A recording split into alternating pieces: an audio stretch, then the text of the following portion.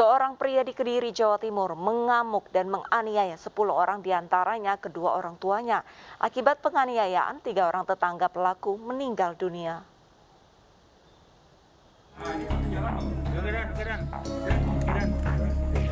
Rianto, warga Dusun Bangun Mulyo Desa PJPK, Kecamatan Wates Kediri, ditangkap polisi. Usai ditangkap, kuli batu ini belum bisa dibintai keterangan. Polisi pun mengirim pelaku ke Rumah Sakit Bayangkara Kediri untuk menjalani pemeriksaan kejiwaan. Pria berusia 35 tahun ini menganiaya 10 orang, 3 diantaranya meninggal dunia. Kasus bermula dari keributan pelaku dengan ibu kandungnya. Usai cekcok, pelaku mengamuk dan menganiaya kedua orang tua, adik, serta sejumlah tetangga yang ada di teras rumah. Usai menganiaya, pelaku sempat kabur ke sawah di sekitar lokasi sebelum akhirnya mengurung diri di kamar rumah orang tuanya. Cekcoknya tadi karena apa, Mas?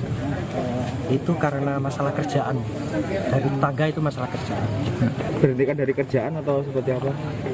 Iya, diberhentikan di PHK.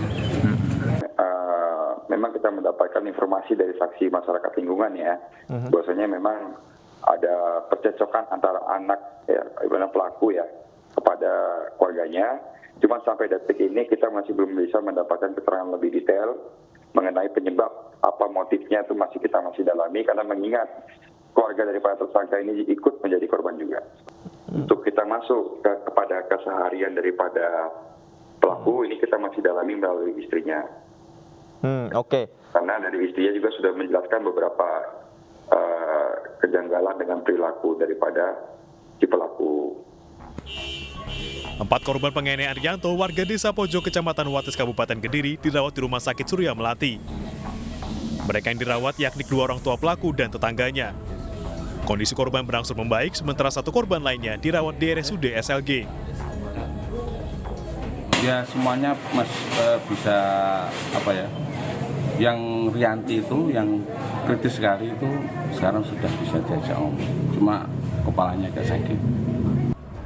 Dalam kasus ini, polisi telah memeriksa 6 orang saksi.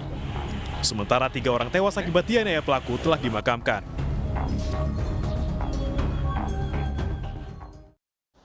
Cekcok saat mabuk, seorang pria di Bangka Tengah, Bangka Belitung tega membunuh teman satu kontrakannya. Jasad korban dibiarkan tergeletak di tepi jalan hingga akhirnya ditemukan warga.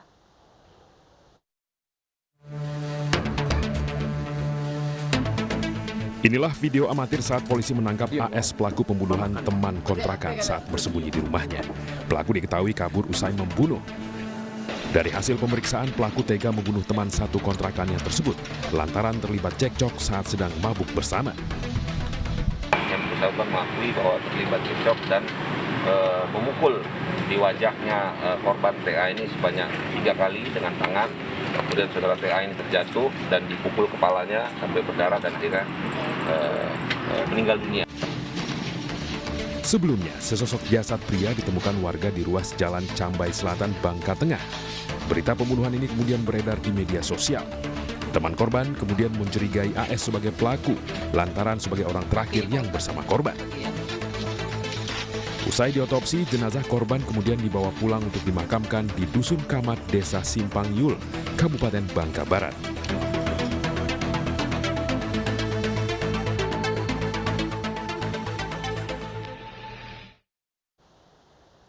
Seorang pria di Palembang, Sumatera Selatan tewas akibat luka senjata tajam.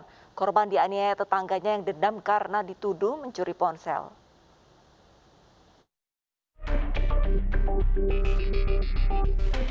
Seorang laki-laki bernama Evan Hardiansyah di Palembang tewas dianiaya tetangganya sendiri.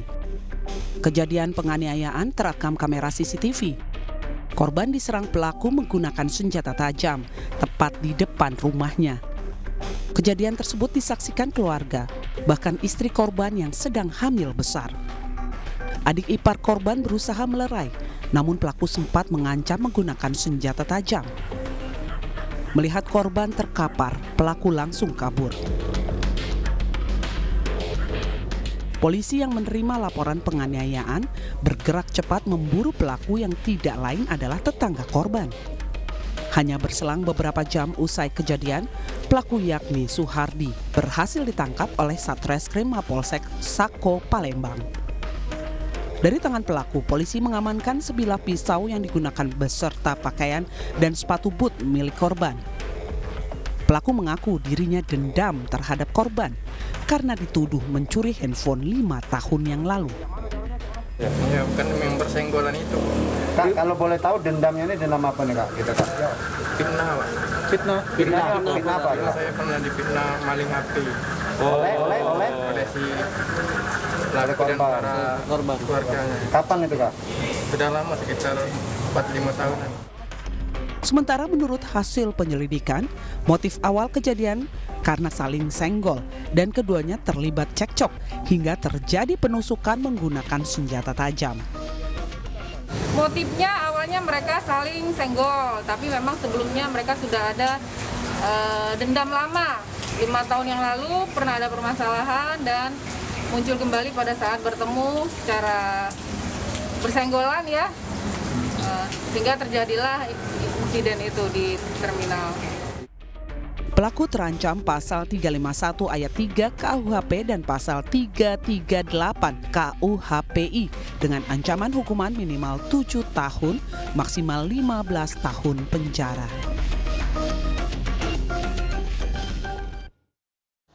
Dari Rejang Lebong, Bengkulu, seorang petani tewas di tangan tetangganya. Tragisnya saat penganiayaan terjadi, istri korban menyaksikan.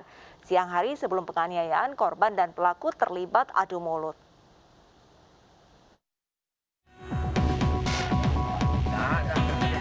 Ini adalah detik-detik pelaku pembacokan tetangganya sendiri yang diamankan di Polsek Padang Ulak Tanding, Kabupaten Rejang Lebong di tempat persembunyiannya. ED diamankan tanpa perlawanan. Pasalnya pelaku tega menganiaya tetangganya dengan sebatang kayu hingga tewas. Korban tewas di hadapan istrinya sendiri. Sang istri menyatakan selain dengan kayu, pelaku menembak suaminya dengan senjata api. Akhirnya sang suami Herianto, warga desa Apur, Sindang, Beliti Ulu, tewas dalam perawatan medis. Pelaku dendam terhadap korban karena sehari sebelum kejadian terjadi cekcok antara pelaku dan korban karena ketersinggungan. Dan pada hari itu, pada malam itu, pelaku menyetop atau menghentikan motor korban yang waktu itu korban berangkat dari desa Apur menuju kebunnya di desa Lawang Agung sekira jam 20.00 WIB, dan di persawangan di tengah kebun korban dihentikan oleh pelaku, lalu dipegang kerah baju sambil memegang senjata tajam. Pelaku diamankan ke Polres Rejang Lebong dan terjerat dengan pasal berlapis, yakni pasal 338 KUHP tentang pembunuhan dengan ancaman 15 tahun penjara dan undang-undang darurat karena pelaku juga membawa senjata api rakitan dengan ancaman 10 tahun penjara.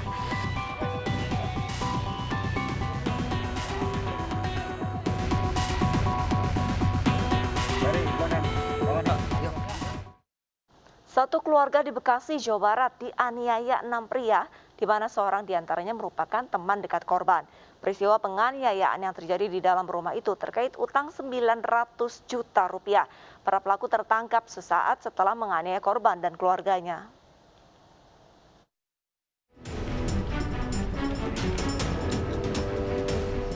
AJ, OS, SM, MA, BP, dan ES, 6 pelaku penganiayaan terhadap satu keluarga di Perumahan Harapan Indah, Medan Satria, Kota Bekasi, Jawa Barat, diamankan petugas Reskrim Polsek Medan Satria. Aksi ke-6 pelaku ini sempat terekam kamera CCTV milik korban. Ironisnya, salah satu pelaku yang berinisial AJ, 28 tahun, merupakan teman akrab dan pernah satu kampus dengan korban. Pelaku sempat meminjam uang senilai 900 juta rupiah untuk bisnis investasi tanah.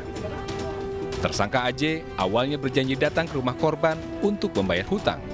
Namun pelaku justru melakukan tindakan penganiayaan dibantu sejumlah temannya. Dan perlu diketahui bahwa teman-teman pelaku itu tidak tahu bahwa pelaku utama itu berinisial AJ itu dialah yang punya hutang sebesar 900 juta. Setelah tiba di dalam rumah terjadilah pengeroyokan terhadap korban AZ, kemudian terhadap istri korban dan orang tua korban. Menurut pelaku, aksi penganiayaan sengaja dilakukan untuk mengintimidasi korban lantaran selalu ditagih hutang. Terus bawa senjata, bawa golok untuk apa? Menakut-nakuti. Kenal dengan korban udah berapa lama? Lebih dari 5 tahun. 5 tahun. Terus uangnya digunakan untuk apa? Dari tangan pelaku, petugas mengamankan sejumlah barang bukti, di antaranya 2 pistol berikut amunisi, senjata tajam, alat setrum, 3 botol cairan cabai, serta mobil yang digunakan para pelaku saat beraksi. Keenam pelaku terancam dengan pasal berlapis, yaitu pasal 170 dan pasal 351 KUHP tentang pengeroyokan dan penganiayaan dengan ancaman 5 tahun penjara, serta Undang-Undang Darurat tahun 1951 tentang kepemilikan senjata api dengan ancaman 12 tahun penjara.